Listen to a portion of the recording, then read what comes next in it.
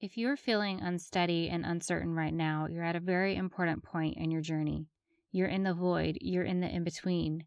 You're currently sitting in between the old and the new, in between the old patterns, the old ways of being and thinking that have proved themselves to be unstable, and then the new version of yourself that hasn't yet had a chance to prove its value.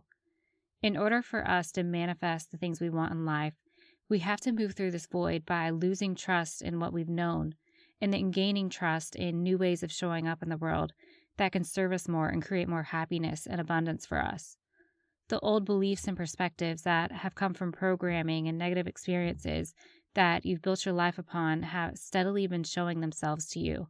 Their true destructive nature has been showing itself through difficult experiences that prove they can no longer be trusted.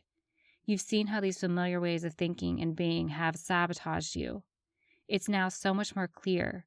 But in order for that old version of you to fully be released, there is a second step that must happen. As we lose trust in the old, we must gain trust in something new. Because we are always so heavily guided, the right experiences are automatically placed in front of us to help us access new perspectives that can serve us more. But we have to allow these experiences to happen.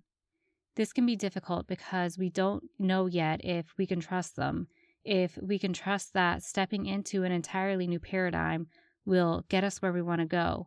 So we sort of loosely hang on to the old until we feel it's safe to move forward. We wait for the new to prove itself to us before we allow ourselves to fully move forward. Sometimes, though, we stop ourselves from moving forward because of the uncertainty, or we feel too unsteady and we don't really know where this is all leading. Is this going to be my downfall? We have to recognize that this space we're in is a gift. These difficult experiences that make it clear we can't go backwards are divinely guided to push us forward into something better. We can get stuck in this void space with one hand reaching into the past and one hand reaching forward. That part of us still reaching into the past and holding onto our old identity can become overwhelmed by heartache, guilt, shame, grief, and regret if we don't allow ourselves to move forward. Once we fully move to the other side and we see the benefits of it, trust with our new identity grows and we're able to release the past version of ourselves. The dark cloud hanging over us is able to dissipate. What happens during this process is this new version of us begins to change the narrative around the past. We begin to see the good in the difficult experiences. We see how it's gotten us to where we are now. We see what we've learned from it and we see how we can use that to help others. This is how the negative emotions dissolve. We begin to identify with a much more empowered version of ourselves. We lose trust in our disempowered, fear-based identity and gain trust in our divine selves.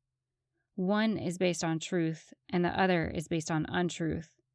When we align with our divine selves, we align with the truth of what is in our highest good and the path that leads to more peace, joy, and abundance. This is surrender, when we take power and control away from the fear identity and give it back to our higher selves.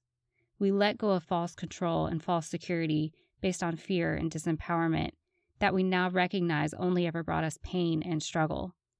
We have to trust that we are divine and we are guided, and moving forward into an unfamiliar territory is the best thing that we can do for ourselves.